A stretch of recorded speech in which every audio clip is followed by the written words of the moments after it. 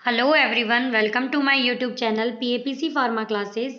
आज की क्लास में हम चैप्टर डिस्कस करने वाले हैं हमारा कौन सा, एंटी कैंसर ड्रग्स। ठीक है, एंटी कैंसर ड्रग्स जो होती हैं उनको हम दूसरे किस नाम से जानते हैं, एंटी न्यूप्लास्टिक ड्रग के नाम से। किस नाम से? एंटी न्यूप्लास्टिक ड्रग के नाम से, या फिर इनको दूसरा एक नाम और बोल सकते हैं, कौन सा, साइटोलाइटिक ड्रग्स। कौन सी? साइटोलाइटिक ड्रग्स, ये भी इन्हें हम बोल सकते हैं। ये वो ड्रग्स होती हैं जो कि कैंसर के ट्रीटमेंट में काम में आती है। कैंसर में क्या होता है कि जो सेल्स हैं बॉडी की, उनकी एबनॉर्मल ग्रोथ हो रही होती है, तो उसको कंट्रोल करने के लिए जो ड्रग्स काम में ली जाती है उनको कौन सी ड्रग बोलते हैं? Anti cancer drug. ठीक है, अब देखते हैं इस काम की। इसके अंदर जो एंटी कैंसर ड्रग है, इनके अंदर क्लासिफिकेशन जो है वो किस किस टाइप से, इनके अंदर कौन कौन सी क्लासिफिकेशन है और कौन कौन सी ड्रग इनके अंदर इंक्लूड होती है। देखो, फर्स्ट ऑफ ऑल देखना इसके अंदर कौन सी है, एल्काइलेटिंग एजेंट, जिसके अंदर फर्दर सब कैटेगरीज है, nitrogen mustard, butyl sulfonate, nitrosourea, ethylene amine and triazine. ठीक है, ये सभी जो 4-5 कैटेगरी हैं, ये क्या है, सबकी सब एल्काइलेटिंग एजेंट है। सबका मैकेनिज्म ऑफ एक्शन सेम है। ठीक है, सबको भी एक साथ हम डिस्कस करेंगे। नेक्स्ट कैटेगरी है कौन सी, एंटी मेटाबोलाइट, जिसके अंदर ये भी इंपॉर्टेंट कैटेगरी है, जिसके अंदर folate antagonist, purine antagonist, pyrimidine antagonist ये इसके अंदर इंक्लूड होते हैं। Mitotic inhibitor third one category, जिसके अंदर विनका एल्कलॉइड्स एंड टैक्सेंस, ये कुछ यहाँ पे ड्रग्स है अलग कैटेगरी की जो इसके अंदर इंक्लूड होती है। After that some antibiotics are also included. Antibiotics जैसे कि डॉक्सोरूबिसिन, एक्टिनोमाइसिन, बिलियोमाइसिन, माइटोमाइसिन, ये सभी इनके अंदर इंक्लूड होती हैं। देन कैम्पेटोथिकेन एनालॉग, कौन सा, कैम्पेटोथिकेन एनालॉग, जिसके अंदर टोपोथिकेन, इरिनोथिकेन ये इंक्लूड होती हैं। नेक्स्ट एंजाइम्स, एल एस्पार्जिनेज एक एंजाइम है जो इंक्लूड उसके एंटी कैंसर एजेंट की तरह काम करता है। देन हॉर्मोन्स एंड कुछ मिसलेनियस ड्रग्स इसके अंदर इंक्लूड होती है। और लास्ट में ये स्पेशल पॉइंट है जिनको हम पूरा चैप्टर पढ़ने के बाद डिस्कस करेंगे। ठीक है, अब हम इसका क्या है, जो क्लासिफिकेशन है वो थोड़ा टिपिकल है और उसको याद करने में भी प्रॉब्लम आती है, तो उसको लेकिन याद करना भी ज़रूरी है। ये तो हमने इंपॉर्टेंट ड्रग्स जो है यहाँ पे मैंने ये लिखी हैं जिनका क्लियर है मैकेनिज्म ऑफ एक्शन। इसके अलावा क्लासिफिकेशन जो है अलग अलग बेस पे, अलग अलग टाइप से भी डिफरेंट डिफरेंट बुक्स में अलग अलग हिसाब से मिलेगा, तो लेकिन जो मेन है वो मैंने ड्रग्स इसके अंदर इंक्लूड कर दी हैं। और लास्ट में क्लासिफिकेशन को एक अलग से मैं बता दूंगी उसमें कि और किस किस टाइप से हम एंटी कैंसरस ड्रग को क्लासीफाई कर सकते हैं। ठीक है, अब इसके अंदर हम फर्स्ट कैटेगरी लेते हैं, एल्काइलेटिंग एजेंट। एल्काइलेटिंग एजेंट कैसे काम करते हैं कि ये क्या करते हैं, सबसे पहले कार्बोनियम आयन प्रोड्यूस करते हैं। कार्बोनियम आयन का मतलब क्या हो गया, C+ आयन। C+ आयन यानी कार्बोनियम आयन ये प्रोड्यूस करते हैं। देन आफ्टर ये क्या करते हैं कि एक्ट करते हैं। एक नंबर याद रखना है, नाइट्रोजन की 7th पोजीशन, नाइट्रोजन की 7th position of guanine, nitrogen की 7th पोजीशन ऑफ गुआनिन, यानी कि सबसे पहले ये ड्रग कार्बोनियम आयन में कन्वर्ट होती हैं, फिर ये ग्वानिन की 7th नंबर के नाइट्रोजन पर एक्ट करती हैं और उसके साथ कोवैलेंट बॉन्ड फॉर्म करती हैं। ये सारी अल्काइलेटिंग एजेंट जो है इनका मैकेनिज्म ऑफ एक्शन है। Produce reactive carbonium ion and transfer alkyl group to cellular macromolecule by forming covalent bond. और कोवैलेंट बॉन्ड किसके साथ बनाती हैं वो, ग्वानिन के N7 पोजीशन पर, यानी 7th नंबर के नाइट्रोजन से। ठीक है, अब इसके अंदर जो ड्रग्स इंक्लूड होती हैं वो कौन सी होती हैं, first of all nitrogen mustard, nitrogen mustard जिसके अंदर ड्रग आती है कौन सी, मीक्लोरइथामाइन, मीक्लोरइथामाइन, इसको मीक्लोराथामाइन भी बोल सकते हैं और मीक्लोरइथामाइन भी बोल सकते हैं। ठीक है, इसका दूसरा नाम और होता है कौन सा, मुस्टीन, इसका दूसरा नाम होता है मुस्टीन, इसका दूसरा नाम होता है। और ये ऑलवेज IV यूज ली जाती है। कैसे ली जाती है, ये ऑलवेज IV यूज ली जाती है। ठीक है, नेक्स्ट है साइक्लोफोस्फामाइड। साइक्लोफोस्फामाइड जो ड्रग है ये कैसे काम करती है, साइक्लोफोस्फामाइड एक ड्रग है कौन सी, ये प्रोड्रग है। सबसे पहली बात तो ये कैसी है, ये प्रोड्रग है। ठीक है, साइक्लोफोस्फामाइड प्रोड्रग है तो कन्वर्ट होती है बॉडी में जाने के बाद एल्डोफोस्फामाइड के अंदर। ठीक है, एल्डोफोस्फामाइड के बाद फिर वापस ये और आगे एक और एक्टिव मेटाबोलाइट बनाती है जिसका नाम क्या है, फोस्फोरामाइड मस्टर्ड। ठीक है, फोस्फोरामाइड मस्टर्ड यही इसका यहाँ पे मेन एक्टिव मेटाबोलाइट होता है। ठीक है, और ये काम कैसे करती हैं आपको बता दिया कि ये सबसे पहले कार्बोनियम आयन बनाएंगी, कार्बोनियम आयन बनाने के बाद फिर ये ग्वानिन के 7th नंबर के नाइट्रोजन से एक्ट करेंगी, ठीक है, फिर ये काम करती हैं। नेक्स्ट है एक्रोलीन। एक्रोलीन, यहाँ पे एक्रोलीन जो है ये जो हिमोर्जिक सिस्टिस है, ये इसका साइड इफेक्ट है एक्रोलीन का। हिमोर्जिक सिस्टिस एक साइड इफेक्ट है एक्रोलीन का।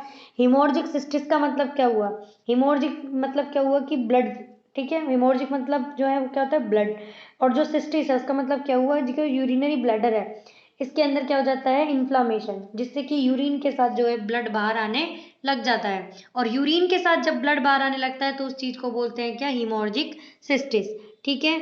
एक्रोलीन का ये साइड इफेक्ट होता है, इसलिए इसके साथ ये मैसना इज को एडमिनिस्टर्ड, यानी कि मैसना इसके साथ यहाँ पे ली जाती है। मैसना का एग्जाम में मैसना अगर ऑप्शन में नहीं मिलेगा तो कौन सा ऑप्शन मिलेगा? Acetyl cysteine. कौन सा ऑप्शन मिलेगा? एसिटाइल सिस्टीन, ठीक है। दोनों एसएच डोनेटिंग ग्रुप है, मैसना भी और एसिटाइल सिस्टीन भी एसएच ग्रुप को डोनेट करती है, और देन ये क्या करती है? न्यूट्रलाइज करती है एक्रोलीन को, ठीक है, जिससे कि इसका जो साइड इफेक्ट है हिमोर्जिक सिस्टिस ये नहीं आता। नेक्स्ट है आईफोस्फोमाइड। आईफोस्फोमाइड, साइक्लोफोस्फोमाइड, दोनों सेम है और सेम ही इनका मैकेनिज्म ऑफ एक्शन है, ठीक है। नेक्स्ट है chlorambucil, drug of choice of chronic lymphocytic leukaemia, CLL।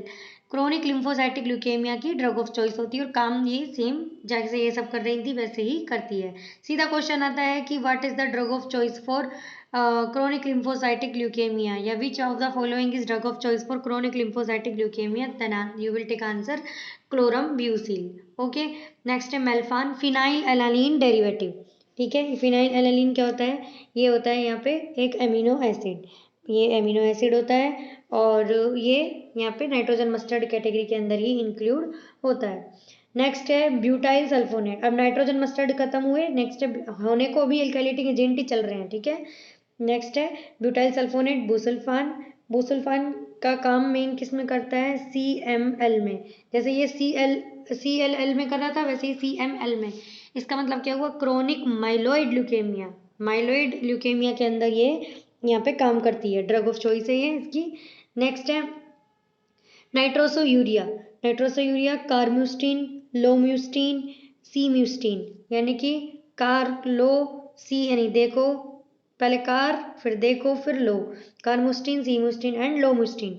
और इनकी ये क्या है? तीनों की तीनों ड्रग ऑफ चॉइस है किसकी? ब्रेन ट्यूमर की, ठीक है। याद रखनी है, ये सीधा पूछा जाता है नाइट्रोसोयूरिया कौन सी है, तो कार्मुस्टिन, लोमुस्टिन, सीमुस्टिन जो है ये नाइट्रोसोयूरिया है और ब्रेन ट्यूमर की ड्रग ऑफ चॉइस है, ठीक है। इसके अलावा नेक्स्ट है इथाइलिन एमीन, थियोटेपा और ट्रायाजीन डकारबाजीन। थियोटेपा और डकारबाजीन, इनके अंदर एक रिंग होती है इस तरीके की ये, और इस रिंग का नाम क्या होता है? इस रिंग का नाम होता है एजिडिडीन। क्या होता है? एजिरीडीन। एजिडिडीन इसका नाम होता है, इनके अंदर प्रेजेंट होती है ये। और एक चीज ध्यान रखनी है कि ये starting to mechlorethamine up to thiotepa, ये सब क्या है कि डीएनए पे एक्ट कर रही है, क्योंकि हम बोल रहे हैं N7 पोजीशन जो ग्वानिन की है वहाँ पे एक्ट करती है, लेकिन जो डकारबाजीन है ये RNA पे एक्ट करती है, ठीक है। किस पे एक्ट करती है? ये RNA पे, ठीक है। RNA पे एक्ट करके देन ये प्रोटीन जो है उसको इनहिबिट करती है, प्रोटीन सिंथेसिस को, ठीक है। तो इसका ये डिफरेंट है, ये याद रखना है कि ये डकारबाजीन RNA पे एक्ट करती है, ठीक है। आगे चलते हैं, ये तो कौन सी कैटेगरी पढ़ी हमने? ये पूरी एल्काइलेटिंग एजेंट्स की। आगे देखते हैं नेक्स्ट एंटी मेटाबोलाइट। कौन सा? Anti metabolite. एंटी मेटाबोलाइट, इसके अंदर ड्रग इंक्लूड होती है कौन सी? Folate antagonist. सबसे पहले फोलेट एंटागोनिस्ट, जिसके अंदर ड्रग है मीथोट्रिक्सेट। मीथोट्रिक्सेट काम कैसे करती है? इनिबिट डाईहाइड्रोफोलेट रिडक्टेज, ठीक है। और हमने डाईहाइड्रोफोलेट रिडक्टेज जो है इसको इनिबिट करने वाली ड्रग, ऐसा नहीं है कि इससे पहले नहीं पढ़ी, इससे पहले भी पढ़ी है। कौन कौन सी होती है? जैसे कि सल्फोनामाइड में होती है ट्राइमेथोप्रिम, ट्राइमेथोप्रिम होती है। नेक्स्ट हमने इसके अंदर पढ़ी है पायरीमेथामाइन। पायरीमेथामाइन पढ़ी है किसके अंदर? एंटी मलेरिया के अंदर। और एक और एंटी मलेरिया में पढ़ी है कौन सी? प्रोग्वानिल। प्रोग्वानिल भी पढ़ी है इसके अंदर, ठीक है। तो ये तीनों ही क्या है यहाँ पे? ये डाईहाइड्रोफोलेट रिडक्टेज एंजाइम को इनिबिट करने का काम करती है। अब देखना है ये जो मीथोट्रिक्सेट है ये कैसे काम करती है। जो मीथोट्रिक्सेट है इसकी जो फेस है, यानी कि इसका जो स्ट्रक्चर है वो किसके जैसा होता है? फोलेट के जैसा। तो ये इसीलिए जब फोलिक एसिड डेरिवेटिव बन रहे होते हैं डाईहाइड्रो फोलिक एसिड से टेट्राहाइड्रो हाइड्रोफोलिक एसिड, ये जब बन रहा होता है किस एंजाइम की प्रेजेंस में, डाइहाइड्रोफोलेट रिडक्टेज एंजाइम की प्रेजेंस में। तो ये क्या है कि इसकी जगह यहाँ पे खुद काम करती है और इसको इनहिबिट कर देती है, ठीक है, जिससे कि ये नहीं बन पाता। और S phase specific, S phase specific का मतलब क्या हुआ कि मेथोट्रिक्सेट जो है वो कब काम करती है, जब सेल डिवीजन हो रहा होता है तो उसके अंदर जो एस फेज है उसके अंदर मेथोट्रिक्सेट यहाँ पे इस फेज पर काम करती है। सेल डिवीजन होता है, कैसे होता है कि सबसे पहले G1 फेज होती है इसकी, देन S फेज होती है, ठीक है, फिर G2 फेज होती है, देन वापस M फेज होती है, ठीक है। तो G1 जो है, अगर हम फेज वाइज देखें कि कई बार क्वेश्चन पूछ लेते हैं कि किस फेज पे कौन सी ड्रग काम करती है, तो G1 फेज जो है इस पर काम करती है विनब्लास्टिन, G1 फेज पर ड्रग काम करती है विनब्लास्टिन, ठीक है। S फेज पर अपन ने पढ़ ली कौन सी, मीथोट्रिक्सेट, मीथोट्रिक्सेट।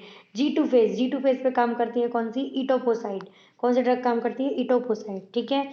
और लास्ट में ये एम फेज इस पर काम करते हैं जो विन का अल्कलॉइड्स होते हैं, विनक्रिस्टिन, विनब्लास्टिन तो इस पे भी करता है और विनक्रिस्टिन जो है वो यहाँ पे एम फेज पे काम करते हैं, ठीक है। फर्दर ये एम फेज डिवाइड हो जाती है दोबारा से दो G1 फेज में, ठीक है, फिर वापस ये G1 वापस आगे ऐसे ही वापस डिवाइड होती रहती है, लेकिन कई बार एम फेज यहाँ पे G0 में भी कन्वर्ट हो जाती है। और G0 जो है वो क्या होती है, वो प्रोलिफरेटिव फेज होती है, मतलब नॉन प्रोलिफरेटिव फेज होती है जो G0 होती है, नॉन प्रोलिफरेटिव। नॉन प्रोलिफरेटिव का मतलब क्या हुआ कि ये यहाँ पे डिवाइड नहीं होती है आगे, ठीक है। तो इस तरीके से ये पूछा जाता है कई बार कि एस फेज स्पेसिफिक कौन सी ड्रग है, तो वो वहाँ पे मीथोट्रिक्सेट जो है वो होती है, ठीक है। एक क्वेश्चन कई बार पूछा जाता है कि जो मीथोट्रिक्सेट है अगर इसकी पॉइजनिंग हो जाती है बॉडी के अंदर तो कौन सी ड्रग काम में ली जाती है, तो ली जाती है फोलिनिक एसिड, फोलिनिक एसिड। ध्यान रखना, this is not folic acid, this is folinic acid, ठीक है। मीथोट्रिक्सेट की पॉइजनिंग में फोलिनिक एसिड ड्रग जो है वो काम में ली जाती है, ठीक है। फोलिनिक एसिड जो है इसको एक दूसरे नाम से भी जानते हैं, ल्यूकोवोरिन, ल्यूकोवोरिन, ठीक है। तो कई बार क्वेश्चन आ जाता है तो इसके अंदर ये काम आएगी मीथोट्रिक्सेट एज ए फोलेट यहाँ पे एंटागोनिस्ट, ठीक है। नेक्स्ट है प्यूरिन एंटागोनिस्ट। प्यूरिन एंटागोनिस्ट में आती है कौन सी, 6MP6TG, इसका मतलब क्या हुआ, 6 मरकेप्टोप्यूरिन और 6 थियोग्वानिन, मरकेप्टोप्यूरिन एंड थियोग्वानिन। इसका मतलब क्या हुआ कि ये कैसे काम कर रही है, जैसे मीथोट्रिक्सेट फोलेट एंटागोनिस्ट की तरह काम कर रही थी, क्योंकि इसकी जो स्ट्रक्चर है वो फोलेट जैसी है, फोलिक एसिड जैसी है। तो ऐसे ही 6 मरकेप्टोप्यूरिन और 6 थियोग्वानिन जो है इनकी स्ट्रक्चर कैसी है, प्यूरिन के जैसी है, ठीक है। तो इस तरीके से यहाँ पे काम करती है। और इनका मैकेनिज्म ऑफ एक्शन क्या है कि ये आईएमपी के कन्वर्जन को रोकती है, आईएमपी यानी कि इनोसिन मोनोफॉस्फेट, इसके कन्वर्जन को रोकती है किसके अंदर, एडेनिन और ग्वानिन के अंदर रोकती है, ठीक है। और यहाँ पे फिर ये इस तरीके से यहाँ पे काम करती है, बाद में ये आगे बना नहीं पाती, सेल जो है डिवाइड यहाँ पे नहीं हो पाती, ठीक है। इसके अंदर एक और ड्रग इंक्लूड होती है एजाथियोप्रीन, ठीक है। एजाथियोप्रीन ये सप्रेस टी सेल मतलब T lymphocyte used in organ transplantation. इसका मतलब क्या हुआ, ये जो एजाथियोप्रीन है ये पहली बात तो कौन सी किस, ये टी सेल का मतलब क्या हुआ, टी सेल जो है ये क्या बनाती है, इम्यूनिटी बनाती है, एक तरीके की WBC है, इम्यूनिटी बनाती है। इम्यूनिटी भी कौन सी बनाती है, cell mediated immunity, cellular immunity या सेल मीडिएटेड इम्यूनिटी ये बनाती है। तो और जो ये जिनके अंदर इम्यूनिटी जो है ज़्यादा यहाँ पे बनने लग जाती है उनको कई बार ऑटो इम्यून डिसऑर्डर भी हो जाते हैं, जैसे कि गाउट हो गया, रूमेटॉइड अर्थराइटिस हो गया। तो इस तरीके से ये यहाँ पे काम करती है। एजोथियोप्रीन ये क्या करती है, ये इसी जो ये टी लिम्फोसाइट है इन्हीं को यहाँ पे सप्रेस करने का काम करती है।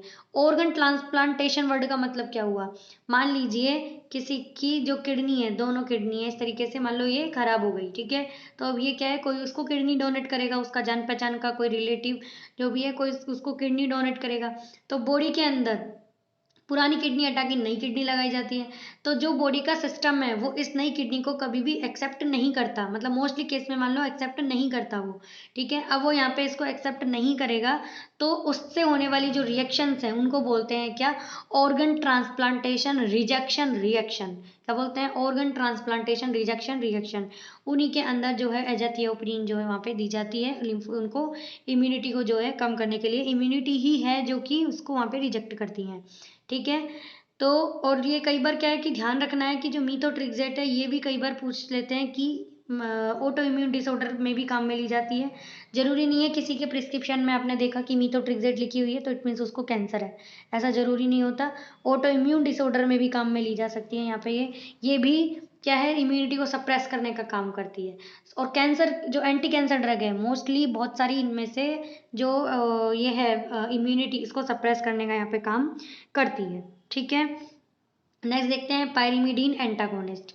पायरिमिडीन एंटागोनिस्ट 5-FU यानी कि 5-फ्लोरोयूरेसिल और साइटाराबीन, ये दो ड्रग इसके अंदर आती हैं प्रीमिडीन एंटागोनिस्ट के अंदर। और साइटाराबीन ट्राईफॉस्फेट जो इसमें कन्वर्ट होके इनिबिट डीएनए पॉलीमरेज को ये इनिबिट करती है। ठीक है, और जो 5-फ्लोरोयूरेसिल है इसका एक और क्वेश्चन आता है कि ये क्या होता है, टोरावर, FTORAFUR इस तरीके से आता है। तो ये क्या होता है, ओरल एनालॉग ऑफ 5-फ्लोरोयूरेसिल होता है ये। ठीक है, तो ये यहाँ हमने एंटी मेटाबोलाइट जो है यहाँ पे ये पढ़े और इनका मैकेनिज्म देखा, इनके अंदर कौन कौन सी ड्रग इंक्लूड हो रही थी। आगे और भी ड्रग्स हैं इसके अंदर, माइटोटिक इनिबिटर, एंटीबायोटिक, कैम्पटोथिकेन और जो भी, इनको हम नेक्स्ट क्लास में डिस्कस करेंगे। आज हमने जो पढ़े उनको ध्यान रखना है। मोस्टली जो मेजर कैटेगरी है एंटी कैंसर ड्रग की वो ये दो ही हैं जो बेसिकली जिनसे ज़्यादा क्वेश्चन आते हैं। ऐसा नहीं है कि औरों से नहीं आते, औरों से भी ज़्यादा आते हैं, लेकिन ये जो है ये इंपॉर्टेंट है। एल्काइलेटिंग एजेंट और एंटी मेटाबोलाइट, ये हमने पूरा पढ़ा कि कैसे कैसे क्या इनका मैकेनिज्म ऑफ एक्शन है। ठीक है, नेक्स्ट क्लास में नेक्स्ट चैप्टर के साथ मिलेंगे, नेक्स्ट कैटेगरी सारी डिस्कस करेंगे और बाद में उनको आगे और पढ़ेंगे। तब तक के लिए थैंक यू, धन्यवाद, जय हिंद, जय भारत।